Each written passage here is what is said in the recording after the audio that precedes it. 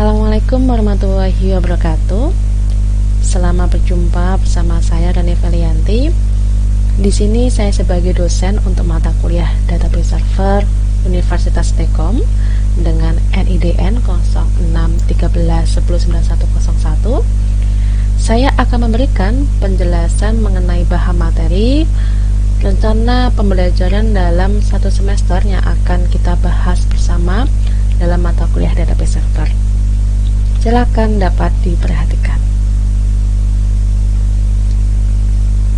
Ya, kawan-kawan, di sini dapat kita lihat dalam rencana pembelajaran semester atau RPS. Capaian pembelajaran secara umum yang pertama bertakwa kepada Tuhan Yang Maha Esa hingga mampu mengambil keputusan strategik dan operasional serta berani menghadapi resiko bisnis secara bertanggung jawab. Nah, sedangkan untuk capaian pembelajaran mata kuliah CPMK yang pertama, mahasiswa akan mampu memahami dan menjelaskan konsep teknologi basis data, permodelan basis data relasional, dan manipulasi data menggunakan SQL dengan 70% akurat. CPMK kedua, mahasiswa akan mampu memodelkan data secara logik untuk pengembangan database relasional dengan 70% tepat. CPMK yang ketiga, mahasiswa akan mampu menganalisis dan mengimplementasi desain database dari suatu studi kasus ke software DBMS dan platform bahasa pemrograman dengan minimal 70% benar. Nah, untuk deskripsi singkat mata kuliah Database Server yakni menjelaskan tentang konsep dan definisi dari basis data, mulai dari mendesain database relasional dengan pendekatan entity relationship dan normalisasi. Setelah itu dipelajari konsep pengolahan basis data dengan pembahasan tentang SQL atau Structure Query Language, Data Definition Language atau DDL, dan Data Manipulation Language DML. Dalam kuliah diberikan contoh-contoh nyata perancangan dan implementasi basis data menggunakan SQL dan mengembangkan aplikasi menggunakan basis data. Ada beberapa bahan kajian atau materi pembelajaran. Yang pertama, definisi database server dan konsep penerapan database server. Yang kedua, definisi DBMS MySQL dan instalasi DBMS MySQL. Yang ketiga, struktur data. Yang keempat, ya, diagram dan DB designer. Yang kelima, data definition language atau DDL, dan yang keenam, data manipulation language atau DML. Nah, kawan-kawan, di sini dapat dilihat ada beberapa buku yang digunakan sebagai menyusun RPS ini, ya, atau materi pada mata kuliah Database Server. Di sini ada 4 buku utama dan 2 sebagai pendukung. Nah, selanjutnya kawan-kawan, di sini ada sub CPMK atau kemampuan akhir yang diharapkan, ya, di minggu pertama atau pertemuan pertama.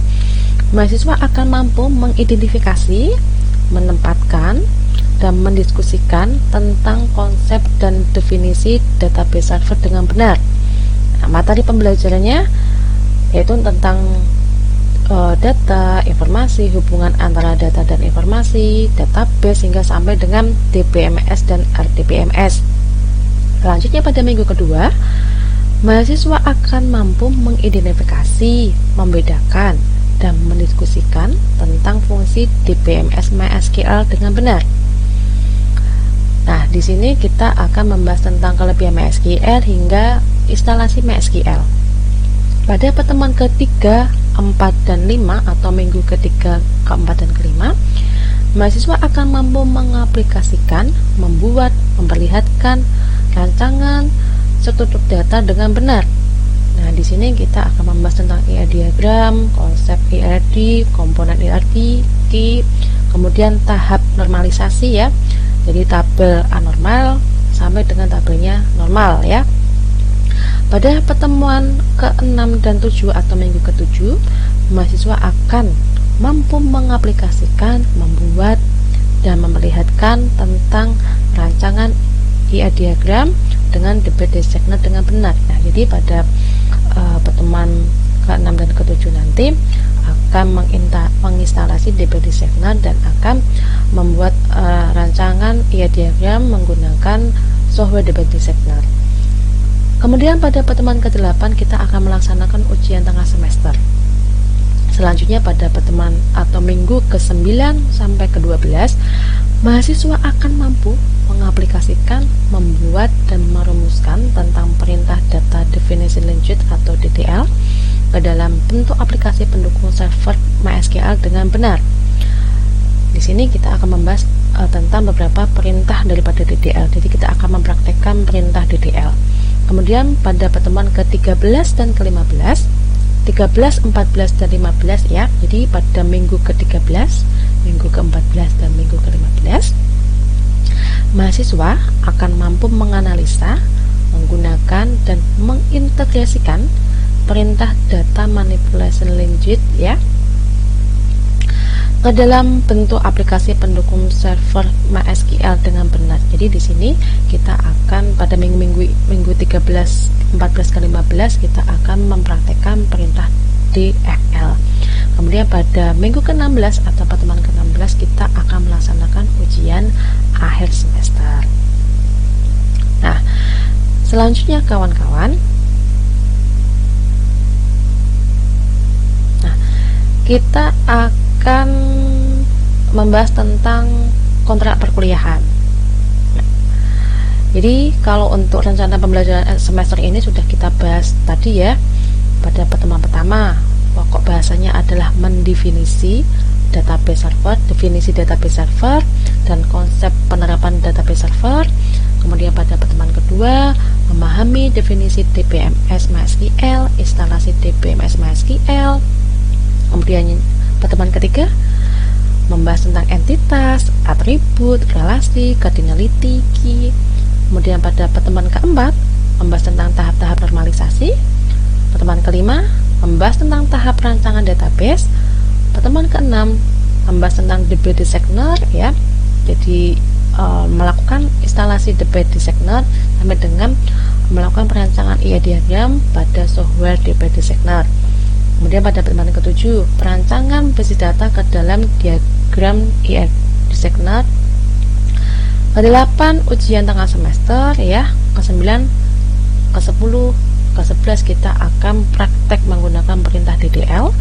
Selanjutnya pada pertemuan ke-12, ke-13, ke-14, dan ke-15 kita akan belajar praktek perintah DML, dan pada pertemuan ke-16 kita akan melaksanakan ujian akhir semester. Selanjutnya kawan-kawan, untuk penilaian pembelajaran ada 4 poin. Yang pertama, untuk presensi 10% ya. Kemudian untuk tugas dan keaktifan 20%. Gabungan dari tugas pertama, tugas kedua, tugas ketiga, dan tugas keempat. Selanjutnya untuk ujian tengah semester 30% melalui siakat ya. Kemudian yang keempat, ujian akhir semester 40% bebannya juga melalui siakat. Jadi semua kalau ditotal 100% ya. Jadi diambil dari presensi, tugas keaktifan, ujian tengah semester, dan ujian akhir semester. Selanjutnya kawan-kawan, di sini ada tata tertib kelas ya. Ada 4. Yang pertama, jaga kebersihan dimanapun Anda berada. Jadi tidak hanya pada saat kawan-kawan mengikuti perkuliahan database server ya, tetapi juga di mata kuliah yang lainnya. Yang kedua, lakukan presensi di siakat. Setelah kawan-kawan selesai ikut perkuliahan, lakukan presensi di siakat. Yang ketiga, jeda keterlambatan 5 menit. Jadi maksimal keterlambatan kawan-kawan untuk mengikuti mata kuliah database server adalah 5 menit. Kemudian attitude yang baik, memiliki attitude yang baik. Karena ibu rasa percuma jika kita pandai, kita cerdas, kita pintar ya, tetapi attitude kita tidak mendukung, attitude kita jelek atau attitude kita buruk ya, itu sangat tidak terpuji. Nah kawan-kawan, itu tadi beberapa hal yang kita bahas ya Jadi tadi ada RPS, kemudian ada kontrak perkuliahan. Sampai di sini ada yang mau ditanyakan? Jika tidak ada yang mau ditanyakan, sekiranya pada pertemuan kali ini Ibu akhiri. Sampai jumpa di pertemuan selanjutnya. Dari Ibu, wassalamualaikum warahmatullahi wabarakatuh. Nah, sebelumnya aku mau tanya, apa yang dinamakan data dan apa yang dinamakan informasi? Apakah keduanya ini penting? Jika penting, mengapa? Jika tidak, mengapa? Ada yang bisa membantu teman? Ini aja, data penting nggak? Penting. Informasi penting nggak? Penting. Untuk apa? Bayangkan kalau teman-teman ini nggak punya data, teman-teman ini nggak tahu informasi apapun di dunia ini. Bayangkan, hampa kan? Hampa nggak? Iya, biasanya gini. Teman-teman sekarang masuk di semester berapa? 3 ya? Oke, semester 3. Sebelum kawan-kawan memutuskan untuk masuk di kampus kita tercinta, ya, tercinta kan? Ya, pastinya kawan-kawan mencari data dulu. Data kampus terbaik di Kota Semarang. Muncul yang pertama, kampus Universitas Tekom. UNES, Undi. Ya, enggak. Akhirnya teman-teman memutuskan untuk kuliah di kampus Universitas Tekom. Itulah yang digunakan data. Paham sampai di sini? Nah, paham ya? Jadi data dan informasi ini penting? Iya, penting sekali. Nah, selanjutnya, nah ini data adalah catatan atau kumpulan fakta. Kumpulan fakta. Jadi kalau hanya gosip, hoax itu bukan data, karena data ini adalah sekumpulan fakta. Kalau fakta ya apa adanya, tidak ditambah, tidak dikurangi, itulah yang dimakan fakta. Data merupakan hal yang sangat penting bagi kehidupan manusia, dan setiap harinya manusia ini memerlukan data, menggunakan data untuk merencanakan sesuatu, mempertimbangkan hal apapun, dan mengambil keputusan dalam kehidupannya. Tentu tadi contohnya kawan-kawan mau masuk kuliah, mau memilih kampus, jadi berdasarkan data. Dari data informasi kemudian kita tahu, menjadi sebuah pengetahuan. Oh, ternyata di hari Senin itu ada yang terlambat loh, ada 7 orang loh yang terlambat. Kemudian ada yang pulang cepat itu 0, izin 3 dan apa 1. Nah, ini juga menjadi pengetahuan.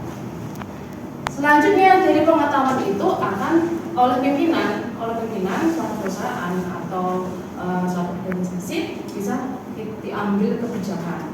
Nah, kalau contohnya di sini kasusnya adalah bahwa si pimpinan itu mengambil kebijakan untuk penataan jam kerja. Karena tadi mungkin banyak yang terlambat di hari Senin, gitu ya. Nah, akhirnya di hari Senin pimpinan mengambil kebijakan untuk memulai jam kerjanya itu di jam 10. Istilah basis data. Kalau kawan-kawan bisa lihat di sini kan ada gambar lemari. Lemari ini ibarat database. Datanya itu adalah kotak-kotaknya ini. Itu kotak-kotaknya, kotak-kotak yang saling berkumpul dalam satu kumpulan database. Ini yang dinamakan database. Oh iya, betul. Paham ya sampai di sini ya? Oke. Ini lewati saja. Nah, kawan-kawan, ada 10 database yang populer ya sampai dengan saat ini. Pertama ada Oracle. Tahu nggak Oracle? Sudah pernah pakai belum? Belum. Kemudian MySQL, ada Microsoft SQL Server, ada PostgreSQL, ada MongoDB, Redis, IBM DB2, Elasticsearch, SQLite, dan Microsoft Access. Dari 10 DBMS ini, mana yang kalian sering pakai? Access ya. MySQL udah belum? Ini Baru ya? Oke. Nah, jadi nanti kita akan bahas untuk Oracle, MySQL, dan Microsoft Access. Untuk yang lainnya, 7 DBMS yang lainnya kalian bisa cari kelebihan dan kekurangannya masing-masing. Kekurangannya bahwa data yang ditangani itu belum begitu besar dibandingkan dengan Oracle. Tapi kalau dengan akses sudah pasti lebih bagus. Jadi MySQL ini berada di tengah-tengah, ya. Selanjutnya adalah akses. Ini yang tentunya kawan-kawan sering gunakan, ya. Biasanya kalau SMA anak teknik ya sering menggunakan akses. Atau malah sudah MySQL. Yang mana kira-kira teman-teman? Pakai yang MySQL atau akses? Iya, akses. Ya, betul. Nah, akses ini biasanya digunakan oleh kalangan rumahan dan perusahaan yang berskala kecil, ya, seperti UMKM, UMKM menengah lah. Ini dia biasanya menggunakan akses. Selain kelebihannya mudah dipelajari dan digunakan, bahwa si akses ini dia hanya berjalan di Windows saja, dia tidak bisa berjalan di Linux. Jadi kekurangannya di situ si akses ini. Tingkat aplikasi database ada yang standalone, ada yang multi user, dan ada yang client server, ya. Nah, ini nanti teman-teman bisa baca sendiri ya. Nah, langsung ini aja perbedaannya saja. Untuk perbedaan multi user dan client server, kalau multi user di fungsinya itu aplikasinya multi user belum tentu client server, tapi kalau server itu sudah pasti dibentuk multi user. Iya. Untuk database-nya hanya disalin bagi pemakai atau pemakainya itu hanya bersamaan, jadi mungkin hanya 1-2 komputer saja. Nah, sedangkan kalau client server ini bisa berjalan dalam jaringan yang dengan ini ada enggak? Kemudian apa lagi? Ada video apa lagi? Monitor. Ya, itu ada. Kemudian OS-nya kita bisa menggunakan OS apa saja? Windows. Oke. Database-nya, datanya tadi, kumpulan data-data menjadi sebuah database. DBMS-nya, database management system-nya tadi, bisa pilih sama SQL, Oracle, Access. Usernya, ya teman-teman semuanya, penggunanya. Software-nya bisa PHP, VB, Java. Nah, itu. Jadi perpaduan antara database, DBMS, database aplikasi itu seperti ini kalau kalian bisa lihat. Jadi semua ini saling berhubungan satu dengan yang lainnya. Tujuannya nanti teman-teman bisa mencari kelebihan dan kekurangannya masing-masing. Kemudian teman-teman bisa jawab dan diupload, disiapkan dalam format PDF. Gitu ya. Oke, sampai di sini ada yang mau ditanyakan? Cukup ya? Sudah cukup jelas ya? Jelas. Oke, terima kasih. Jika nanti misal ada yang kelupaan atau ada yang mau didiskusikan, silakan jangan segan-segan untuk WA Ibu ya, atau main ke rumah Ibu di Gunung Pati. Tanya masnya ke Gunung Pati Pongalan ya. Situ. Oke, dari Ibu cukup sekian, kurang dan lebihnya harus dimaafkan ya. Wassalamualaikum warahmatullahi wabarakatuh. Waalaikumsalam warahmatullahi wabarakatuh. Sampai jumpa di pertemuan selanjutnya ya. Terima kasih. Recording in progress. Assalamualaikum warahmatullahi wabarakatuh. Jumpa kembali di mata kuliah Database Server ya. Kawan-kawan, pada pertemuan kali ini kita masuk di pertemuan ke-9. Di pertemuan ke-9 ini kita akan belajar beberapa perintah DDL atau data database manager. Di sini ada 3 yang akan kita praktekkan ya, perintah DDL atau yang akan kita praktekkan. Yang pertama adalah create, yang kedua adalah drop, dan yang ketiga adalah add. Oke. Sudah nampak command prompt-nya di monitor kawan-kawan? Sudah terlihat?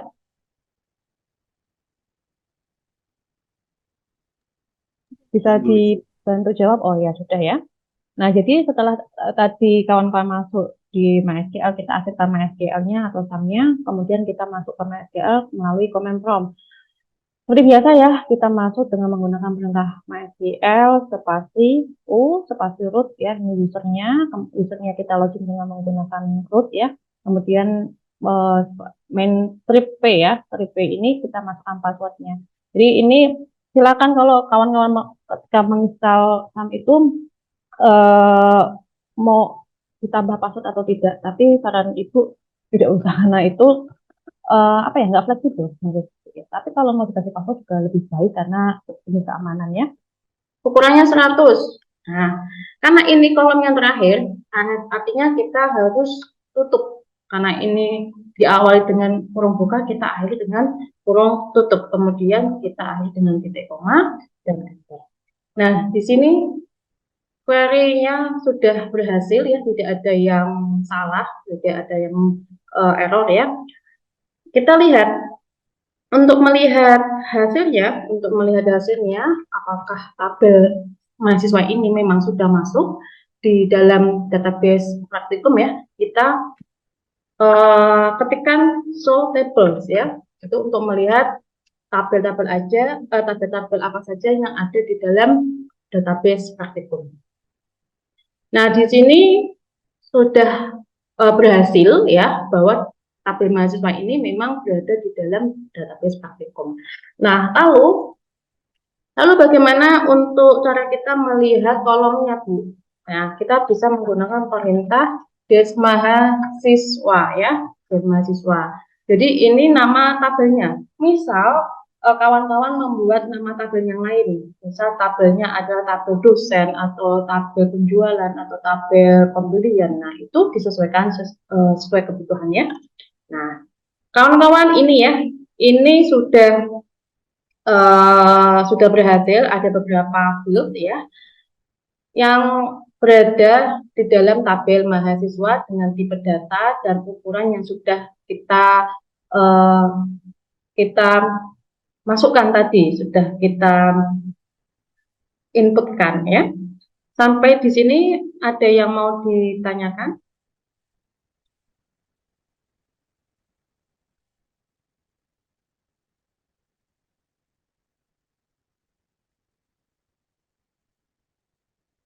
Sudah cukup jelas teman-teman semuanya? Aman, Bu. Sudah cukup jelas ya.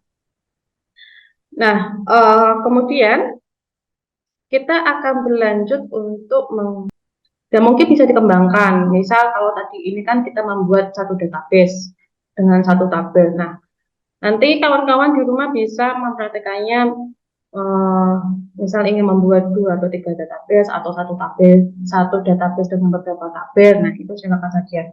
Karena kunci untuk mahir dalam dunia coding ya, itu karena memang kita terbiasa menggunakan, karena terbiasa melakukan kesalahan, itu akhirnya nanti akan terbiasa dengan sendirinya kita bisa. Itu ya. Kira-kira itu saja ya untuk pertemuan kali ini. Selanjutnya untuk perintah DDL selanjutnya akan kita bahas di pertemuan selanjutnya, minggu depan. Oke, dari Ibu cukup sekian. Wassalamualaikum warahmatullahi wabarakatuh. Assalamualaikum warahmatullahi wabarakatuh. Waalaikumsalam. Ya, berjumpa kembali dengan saya Rani Selianti di mata kuliah Database Server. Nah, kawan-kawan, kali ini kita masuk di pertemuan ke-15 ya. Pada pertemuan ke-15 ini kita akan membahas tentang perintah DML. Sebelum minggu depan kita akan melaksanakan UAS atau ujian akhir semester. Nah, kawan-kawan, Ibu izin untuk melakukan share screen ya. Nah, jadi di pertemuan kali ini perintah DML yang akan kita pelajari yaitu yang pertama advent join, yang kedua adalah reject, dan yang ketiga adalah view.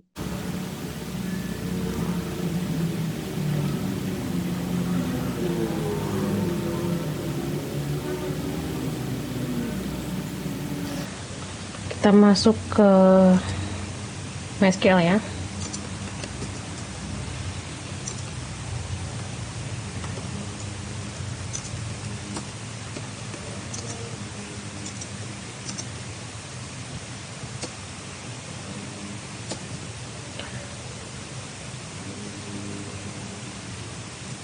Oh,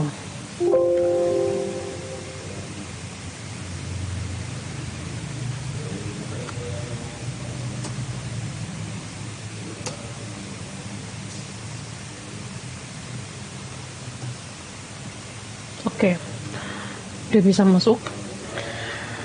Nah, di sini hasilnya adalah ada dua data, yaitu yang dimiliki oleh order number yaitu 20007 dan 2008. Nah, setelah itu kita lihat tabel customer ya. Kita lihat tabel customer.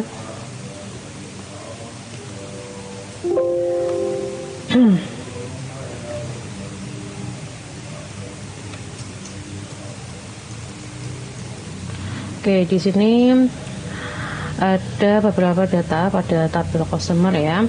Kalian bisa lihat yang memiliki cos ID 1002, 1003, 1004, dan 1005. Nah, ini nanti setelah itu kita akan membuat atau kita akan menuliskan perintah syntax left join ya. Nah, kalau di sini contohnya seperti ini, select A itu berarti alias dari tabel yang pertama. Jadi ini select A cost name berarti dia merupakan tampilkan kolom cost name dari tabel customer, karena A ini alias customer dan B ini alias tabel yang keduanya adalah tabel order. Jadi dia ingin menjoinkan atau menghubungkan dari tabel customer ke tabel order. Nah, di sini yang ingin ditampilkan adalah kolom cost name ya. Ya, kawan-kawan, itulah tadi beberapa perintah DML yang sudah kita pelajari ya. Nah, barangkali nanti kawan-kawan ingin mengembangkan di rumah, silakan untuk dikembangkan dengan baik, dan ada beberapa buku ya yang digunakan untuk menyusun mata kuliah ini, menyusun materi mata kuliah ini ya. Nah, untuk tugasnya jangan lupa ya kawan-kawan, untuk tugasnya untuk membuat tutorial cara mengerjakan latihan pada pertemuan ke-15 ini ya. Jadi ini merupakan tugas keempat ya. Teman-teman membuat tutorial, kemudian disimpan dalam format PDF, lalu diupload ya di Google Drive, dan linknya nanti di copy paste disiapkan ya. Untuk link Google Drive-nya minta tolong untuk tidak di privat ya, karena nanti kalau di privat tentunya akan menyulitkan Ibu untuk melakukan penilaian.